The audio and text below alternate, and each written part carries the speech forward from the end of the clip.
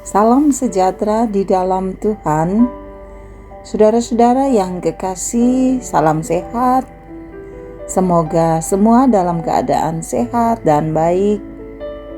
Kita jumpa lagi dalam renungan harian di hari Selasa tanggal 3 Mei tahun 2022, di mana kita akan membaca dan merenungkan firman-Nya. Namun sebelumnya marilah satu di dalam doa. Mari berdoa.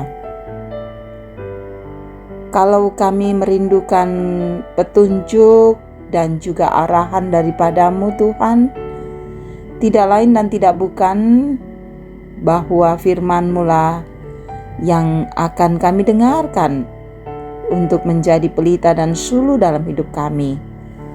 Karena itu biarlah Engkau Roh Kudus berkuasa dalam hidup kami, agar firman yang kami baca dan renungkan ini sungguh mengambil bagian dalam hidup kami. Tuhan bersabdalah dan Roh Kudus bekerjalah, kami siap menyambut firman-Mu. Dalam nama Tuhan Yesus kami berdoa. Amin. Saudara-saudara, Kisah Para Rasul pasal 26 ayat 24 sampai 32. Ajakan kepada Agripa untuk percaya. Sementara Paulus mengemukakan semuanya itu untuk mempertanggungjawabkan pekerjaannya, berkatalah Festus dengan suara keras, "Engkau gila, Paulus. Ilmumu yang banyak itu membuat engkau gila." Tetapi Paulus menjawab, "Aku tidak gila. Festus yang mulia, aku mengatakan kebenaran dengan pikiran yang sehat. Raja juga tahu tentang segala perkara ini. Sebab itu, aku berani berbicara terus terang kepadanya.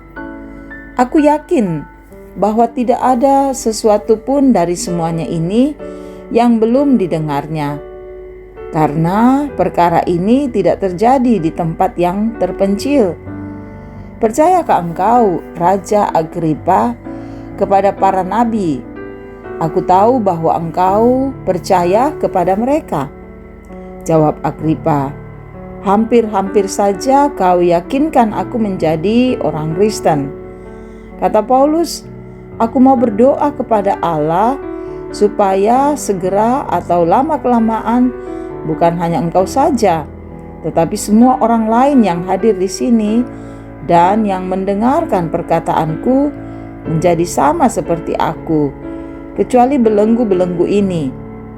Lalu bangkitlah raja dan wali negeri serta Bernike dan semua orang yang duduk bersama-sama mereka. Sementara mereka keluar, mereka berkata seorang kepada yang lain, "Orang itu tidak melakukan sesuatu yang setimpal dengan hukuman mati atau hukuman penjara." Kata Agripa kepada Festus, "Orang itu sebenarnya sudah dapat dibebaskan sekiranya ia tidak naik banding kepada Kaisar." Demikian firman-Nya. Haleluya. Amin. Saudara-saudara yang kekasih di dalam Tuhan Yesus, tema kita saat ini Injil harga mati. Injil harga mati. Saudara, dalam keseharian kita sering kita mendengar ungkapan NKRI harga mati. Ya,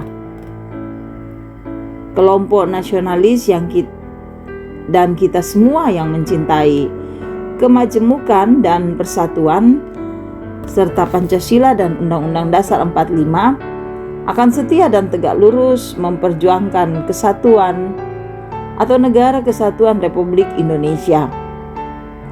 Saudara, NKRI akan dibela dan ditegakkan sampai akhir hayat karena adalah NKRI harga mati. Nah, Paulus dalam penginjilannya, saudara, menjunjung tinggi dan tegak lurus tentang keselamatan nama Yesus. Setelah Paulus mempertanggungjawabkan iman dan ajaran di hadapan Raja Agripa dan hakim yang dipimpin Festur, semua pihak sepakat bahwa Paulus tidak bersalah dan bisa dibebaskan. Tetapi karena Paulus sudah naik banding ke Roma, maka perkaranya tetap dilanjutkan ke Roma. Paulus menjadikan pengadilan sebagai sarana pekabaran Injil, dan Raja Agripa sendiri menyatakan bahwa beliau hampir diyakinkan Paulus menjadi orang Kristen. Saudara, kitab Kisah Para Rasul memberitakan bahwa bagi Paulus, Yesus harga mati. Sahabat-sahabat Kristus, situasi kita tidak sesulit dan seberat situasi Paulus. Kita lebih leluasa dan bebas dalam memberitakan Injil Yesus Kristus. Suasana aman, nyaman sering membuat kita terlena dan terkecoh, serta terbawa arus kenikmatan sesat yang kemudian menjerumuskan kita lebih dalam menikmati pemuasan nafsu sesat.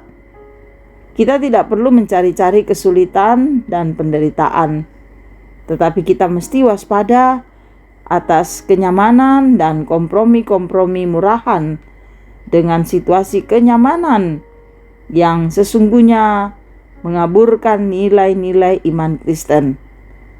Ada hal saudara mungkin bisa dikompromikan, tetapi hal keselamatan dalam Kristus harus jelas dan tegas.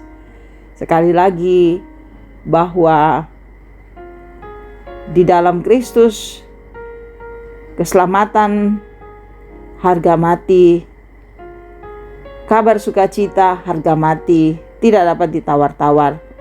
Dan karena itu kita yang memegang teguh dan meyakini tentang keselamatan, tentang kasih Tuhan, maka mari peganglah itu dengan kuat, dengan teguh, lakukanlah.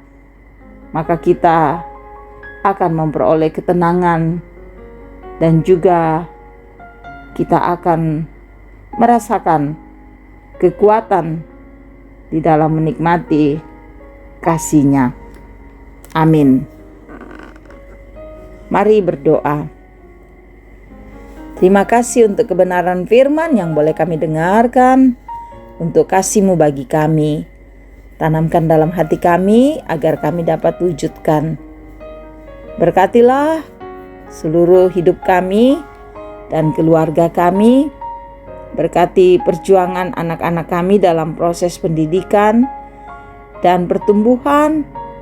Juga berkati dalam pekerjaan, usaha. Berkati akan semua perjalanan hidup rumah tangga kami. Biarlah kami selalu setia dan taat hanya kepada Tuhan.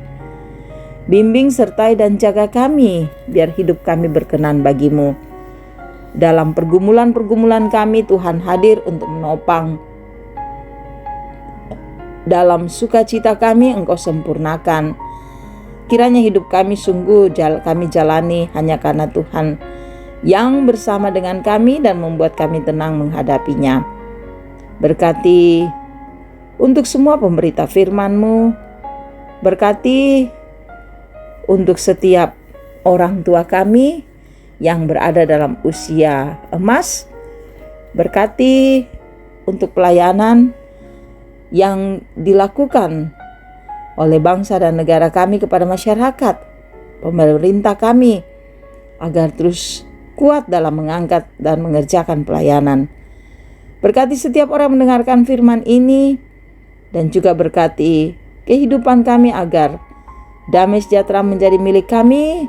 Kami terus memegang teguh firman-Mu, Injil, itu menjadi kekuatan dan harga mati untuk kami. Jadikan sebagai pedoman merasakan cinta kasih Tuhan yang besar. Terima kasih Bapa.